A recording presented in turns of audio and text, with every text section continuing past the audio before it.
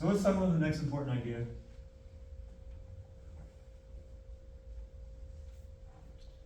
This is something called Bayes' theorem.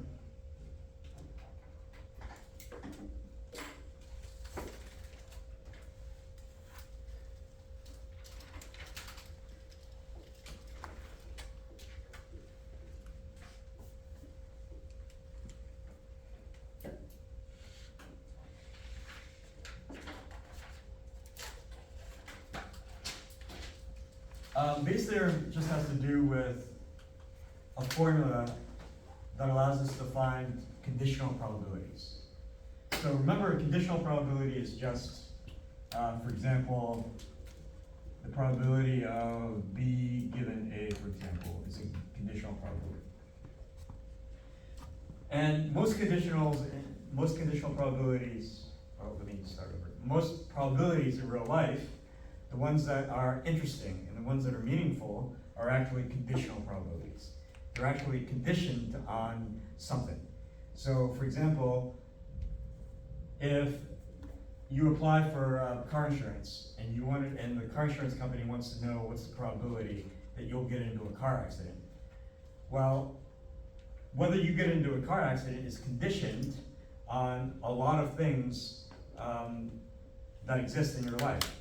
It's conditioned on the type of car you have, the color of your car, your driving habits, whether you like to drive fast or not, your gender, and so on and so on. So this condition actually matters a lot.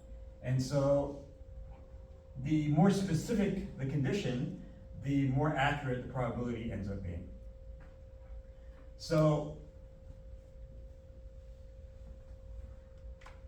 the takeaway from that is that most interesting probabilities in real life that we're interested in calculating are conditional probabilities. Bayes' theorem just gives us a formula to calculate the conditional probability based on if that conditional probability has a certain structure. It turns out that Bayes' theorem is really important because it's used by people in all walks of life, all different fields. And to motivate this example, back in the early 80s, when the HIV epidemic first broke out, people were panicked, understandably, afraid that they might get HIV. And so policymakers tried to help this situation by making HIV testing mandatory. They made everybody take an HIV test, thinking that if they had more information at their disposal, then that would create a more informed society, and that would be better. It turned out that that was a huge mistake, and we'll talk about why in a little bit. But let's look at the actual numbers. And so these are some practical numbers here.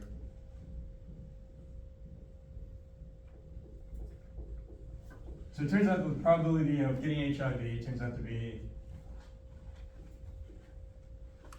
about 1 in 10,000. But let's talk about the details of and the accuracy of the test used to test for HIV.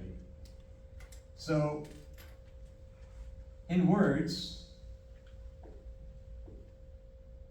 if someone is known to have HIV, let's say the test is accurate for them a high percentage of the time. So, if you're known to have HIV,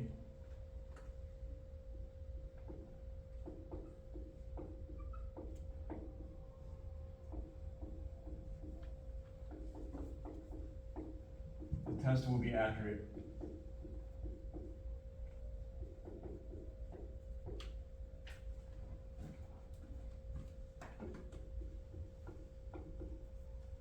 a high percentage of the time, would say 99.99%.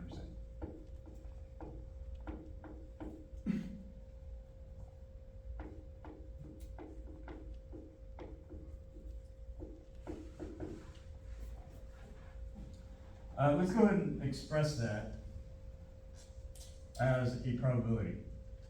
So this will end up being a conditional probability. So this is the probability based on the condition that you're known to have HIV. So let's indicate that with HIV for actually having HIV. So if you actually have HIV, the probability that this test will be accurate, meaning that it'll test positive. So if you actually have HIV, the test will show positive for you 99.99% of the time.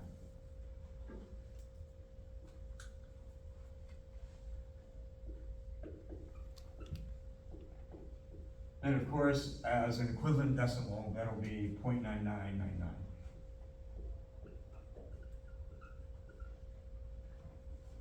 Any questions? Okay, so this seems like a very high probability. This is virtually 100%. Is this sufficient to show that this test is accurate to test for HIV? Okay. So most everybody's saying yes. So note that this mathematical notation is expressing this same idea in words, which is if you're known to have HIV, then the test will be accurate for you this high percentage of the time. But what about if you're not known to have HIV? Then this is not really saying much. So for example, if we think that this is good enough for the accuracy of an HIV test, then let's say that I can make an HIV test that this number is actually 100%.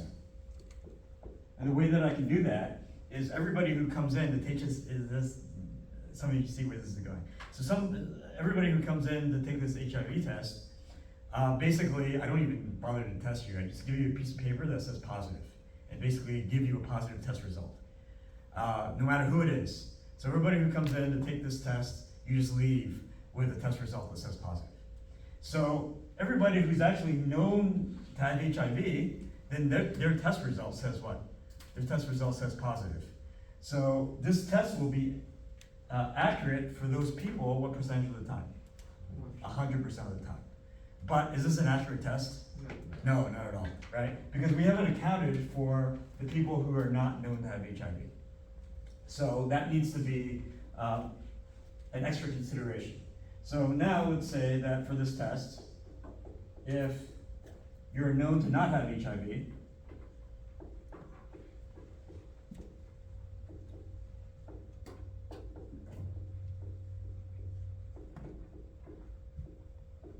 the test will be accurate for you, let's say a high percentage of the time, but not quite as high as before, let's say 99%.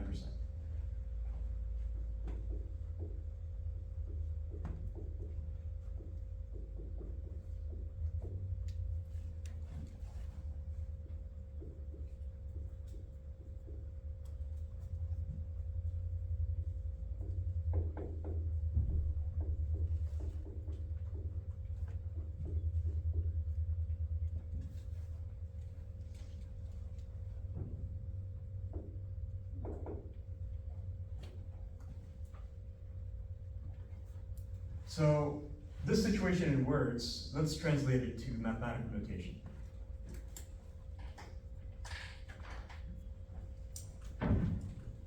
So this will end up being a conditional probability.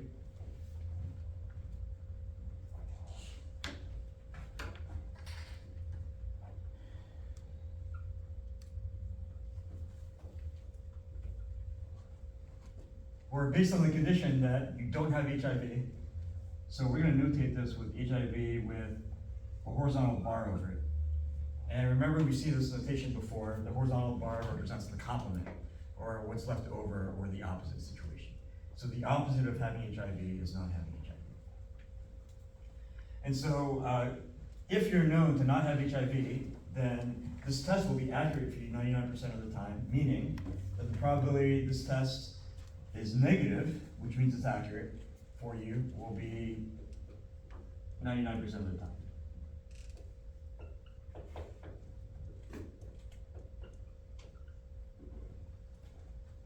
Any questions? Okay, so let's say that we have these three facts relating to the incidence of HIV as well as the accuracy of the test. And so it seems like the accuracy of this test is quite high. It's 99.99% for everybody who has HIV and 99% for everybody who's known to not have HIV. So now the question is, let's say that an arbitrary random person comes in to take this HIV test, like you. Like, let's say that you come in and take this HIV test, and let's say the HIV test shows positive. So the question is, how scared should you be that you actually have HIV? In other words, what's the probability that you actually have HIV if the test shows positive?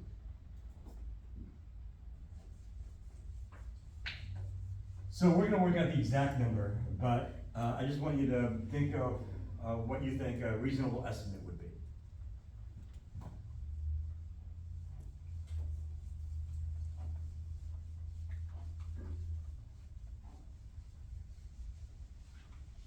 So, any hunches? Do you think the answer will be 99%, 99.99%, some number in between, or some number less than 99%?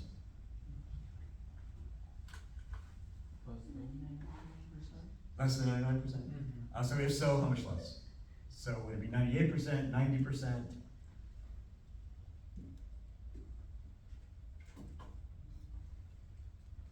Any hunches?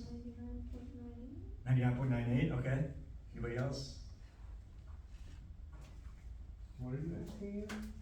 Yeah, we're saying that if you go to take this HIV test and the test shows positive, what's the probability you actually have HIV? Are you known to have it or not? Well, that's the thing. It's just an arbitrary person. Yeah. 0.01? 0.01. Okay, so that ends up being an answer much less than these previous two. Yeah. None of the statistics we found out before really tell us the answer because we're not known to have it. So these numbers are pointless. Okay. So let's talk more about that. So let me basically summarize the question here, and we'll work towards answering it.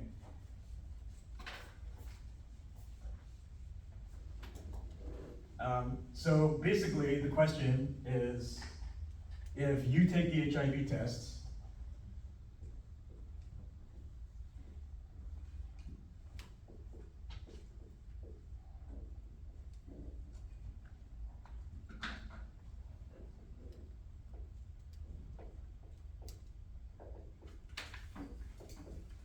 and you get a positive result, meaning that it shows you have HIV.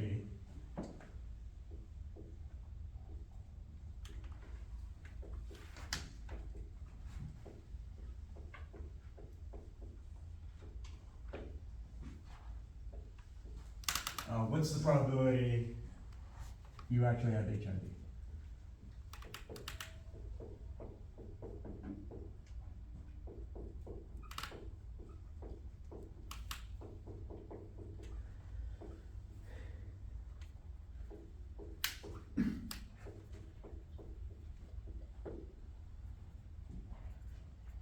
So that's the question in words. Let's translate the question into math notation. So we're basically, again, trying to find a conditional probability, conditioned on the fact that you took this test and you got a positive result. And we want to know the probability or likelihood that you actually have HIV. So we're trying to find this probability here. And you notice that there are some facts that we know, and we know some probabilities, and some of them kind of look like the probability that we're trying to find. So this probability here is the probability of testing positive given we have HIV, and we're trying to find basically the inverted conditional probability, the same two events, but in an inverted order. So it's very natural and tempting to think that this inverted probability that we're trying to find is the same as this one. And do you think we can assume that? No. Yeah, very good. So we've talked about how in a conditional probability, the order of the events around the condition definitely matter. And these two aren't necessarily the same answer, and oftentimes they're not. So the question is, can you make any conclusions about what this probability should be based on knowing what the inverted conditional probability is. Are they usually the same answer or close together? Or are they usually far apart? Or is there no correlation between them? What do you guys think? If you know the inverted conditional probability and you're trying to find this conditional probability, do you think you can use that? And what might be the relationship be? Or is there no relationship? I think there's no correlation. Okay. Okay, good. So we've talked before about how if you're trying to find this probability,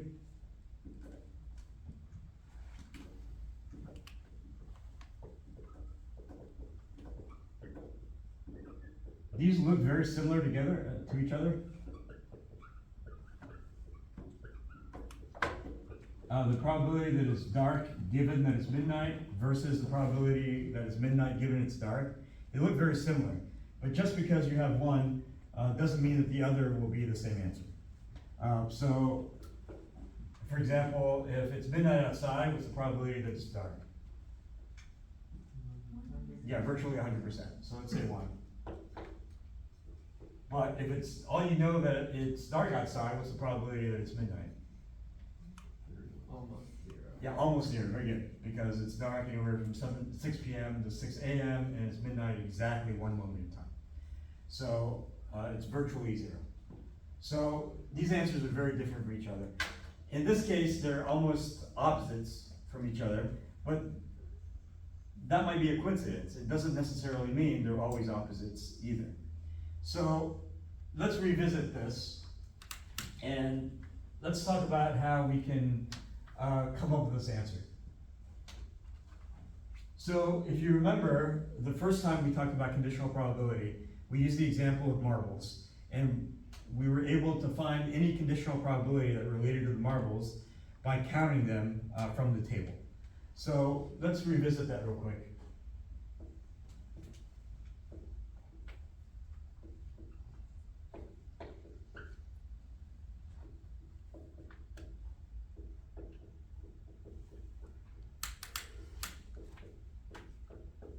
So if we want to find the probability that a marble is solid given that it's blue, another way of saying this is out of all the blue marbles, what fraction are solid? 4/10. Yeah, out of all the blue marbles, which is these 10, the fraction that are solid are the 4 solid marbles out of 10. So the answer here would be 4 out of 10, or simplified to be 2/5.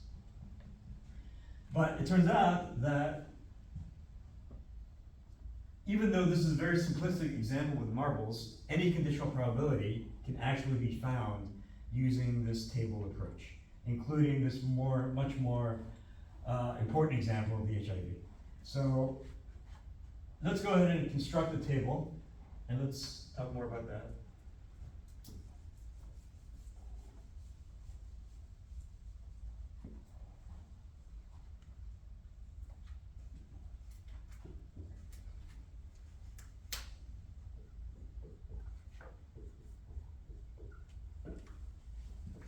So every single person who goes to take this HIV test must fall into one of these 4 groups.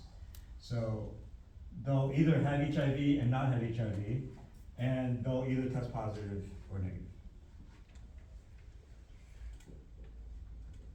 But it turns out that just like with the marbles, we have to fill in the actual numbers of occurrences of each marble that has each characteristic. We can't use percentages or probabilities in this table. It has to be in actual raw numbers of occurrences. So same thing here, we can't use these probabilities or percentages to fill in this table. We actually have to use the number of occurrences. So to actually get the number of occurrences, we need to know the total number of marbles or the total number of people. So that's the population size. That's the total number of people.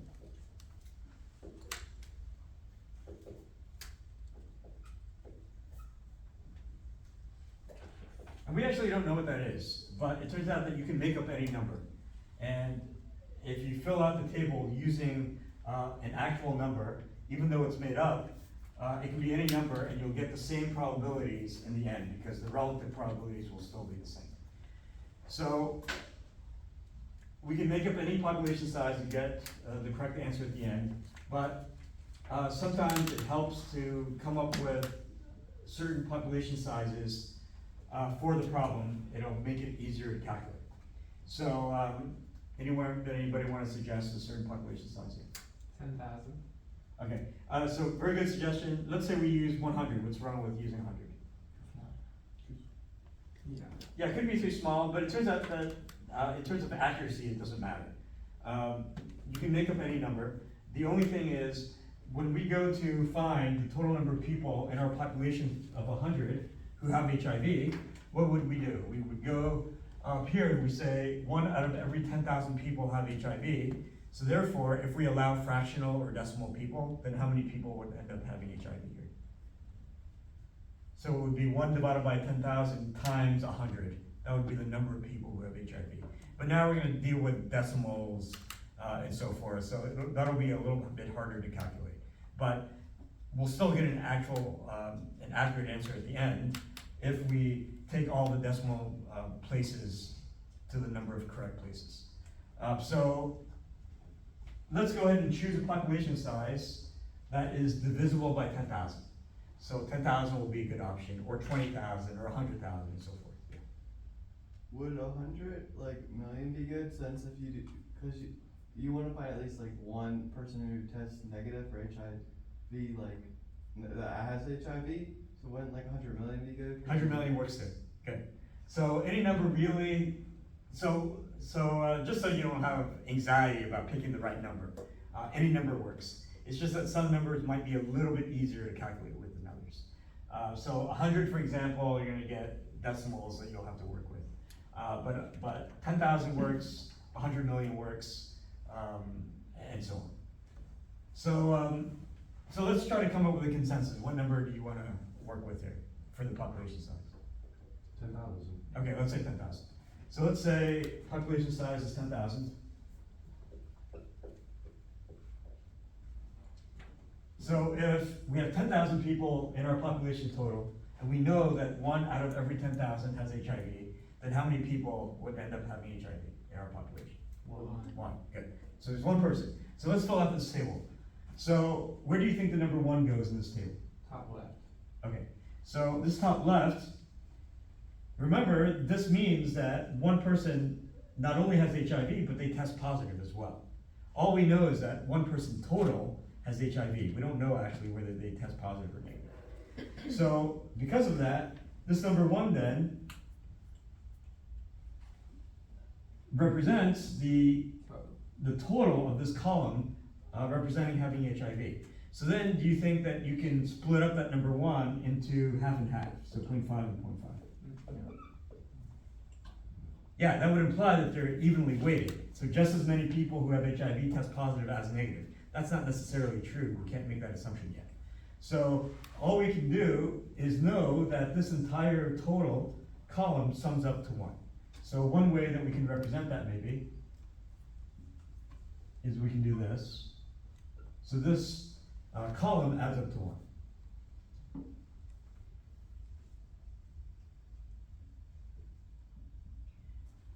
So that takes care of this first fact. And now if we go to the second fact, what this is saying is that out of everybody who has HIV, or out of that 1 person in our population, the percentage that tests positive is 99.99% of that 1 person test positive. So how many people out of that 1 person test positive, if we allow for decimal people? 0.9. Yeah, so where does that number go in the chart, you think?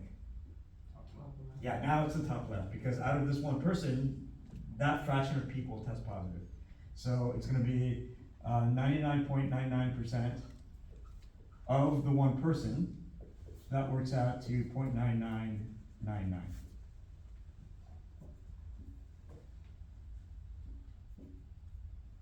So if 1 person has HIV total, then 0.9999 people out of that 1 person would test positive. And so what about the the bottom cell, how do you think we can find that? Finding the complement to it? Yeah, because you know that this column adds up to one, right? Because so this bottom cell here, you would just subtract one from this number. So this will be 1 minus 0.9999, and that'll be 0.0001.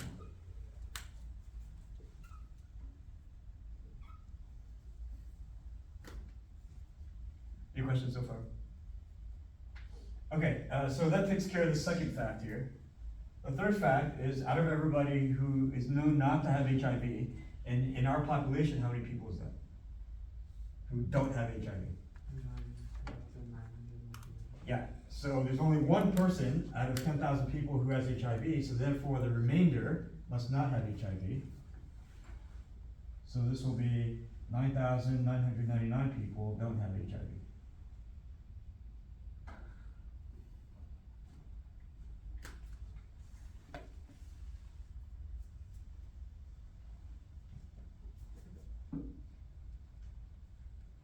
Okay, so what this is saying is, out of those 9,999 people who don't have HIV, the percentage who test negative is 99% of those people. So how many people out of those would test negative? So out of the 9,999 people who don't have HIV, the percentage who test negative is 99% of those people. So then it would be 99% of 9,999 people test negative. 9,899.01. 9,899.01. And where would that number go in the table? In the bottom right? Yeah, bottom right, very good. So both not having HIV and testing negative. So that would be 99% of this total number, 9,999. And that ends up being 9,899.01.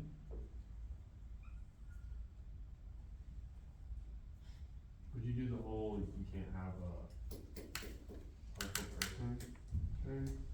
Oh, so we're gonna assume that we can have, quote, partial people, because in the end, if we take the correct ratios, then we'll get the correct answer. And so there's only one number missing from the table, so how do we find that? Complement again. Yeah, so subtract from the column total, or, because you know everybody must belong in one of these four groups, you can subtract from the total of 10,000 people as well. So either one is fine. So let's say we use the column total. So subtract, this will be the total of 9,999 minus 9,899.01. So what does that come out to be? 99.99. Okay, so now that we have the actual raw numbers, the actual number of occurrences, now we're ready to calculate this conditional probability we're interested in based on those numbers, just like we did with the marbles. So now let's go ahead and calculate this probability that we want. So what this is saying is that out of everybody who tests positive, what fraction of those have HIV? So out of everybody who tests positive ends up being the first row. So this denominator here, everybody who tests positive is going to be 0.9999 plus 99.99. So that's everybody who tests positive. So what fraction of those will have HIV? So what number of people out of those have HIV? 0.99. Yeah, so the first number here, that's the 0.9999. So if you calculate this, you're gonna get the final answer that we've been seeking, which is how scared should you be if you test positive, and how likely are you to have HIV? But before we actually punch this in our calculator, the answer here is basically a fraction here. And if you have a fraction, and if the top number and the bottom number are very far apart from each other, then what value does that fraction get closer to?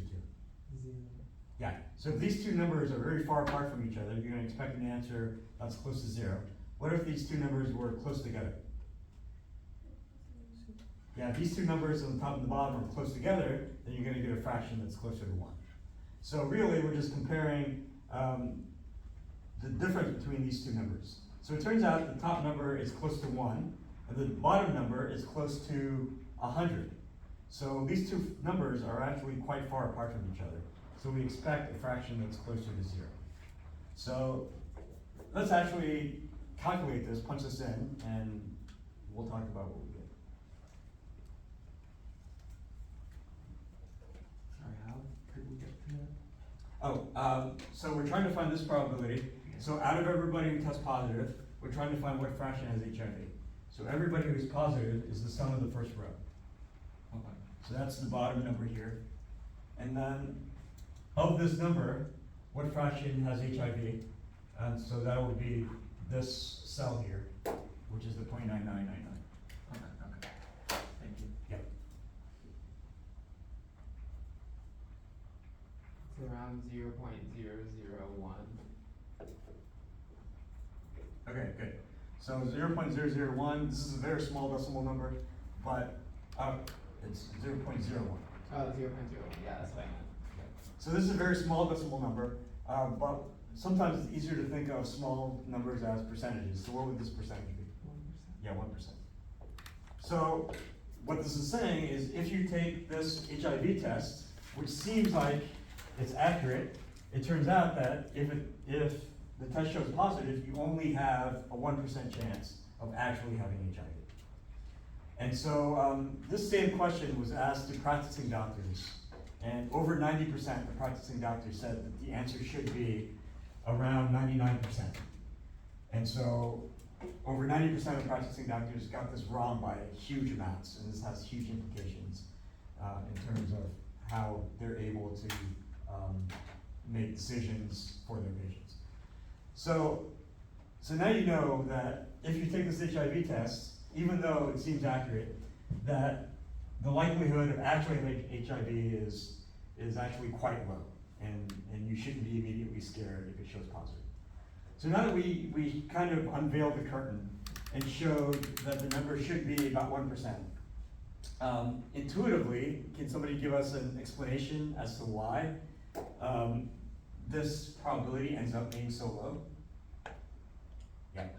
It's kind of like when you get the average for your grades, where one's worth 5 credits and one's worth 1. One is so the HIV is like, or if you don't actually have it, it's worth so much more than Good. the actual like one person who actually, because it's 1 in 10,000, so it's 10,000 times more.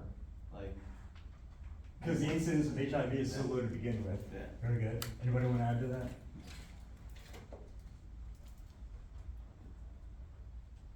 Okay, so in the time we have left quickly, I know we're technically out of time, but give me another minute. So let's explain the intuition for why this probability ends up being so low. So basically, this probability, what we're trying to find is we're trying to find a fraction, basically, out of everybody who tests positive, the fraction who have HIV. In other words, the people who both have HIV and test positive. So HIV out of the people who test positive.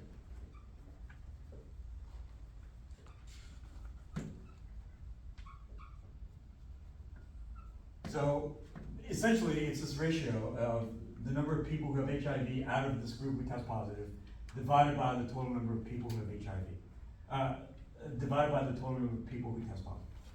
But the number of people who have HIV, much less out of the positive group, is going to be really low. How do we know that? Yeah, because this probability of HIV, the incidence, is so low to begin with.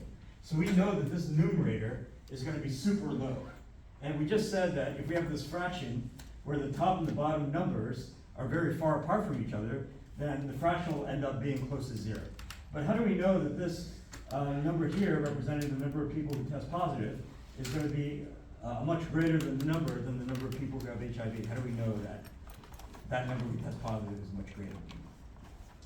Yeah. Because it's including all of the negative people who are falsely positive. And there's such a high amount of negative people that number is automatically gonna be greater. Yeah, awesome. So if you look at this chart that we constructed, you'll see that the number of people who test positive is very high compared to the number of people who actually test positive and have HIV, because of this group here, the number of people who test positive and don't have HIV. That's technically what we call a false negative, because it's showing up as negative, but they actually, or a false positive. It's showing up as positive, but they actually don't have HIV. So what number here is indicating that the incidences of false positives is high? In other words, the test is showing negative, the test is showing positive, but you're actually negative. So what number here is showing the fact that false positives are high? The test is showing positive, but you're actually negative.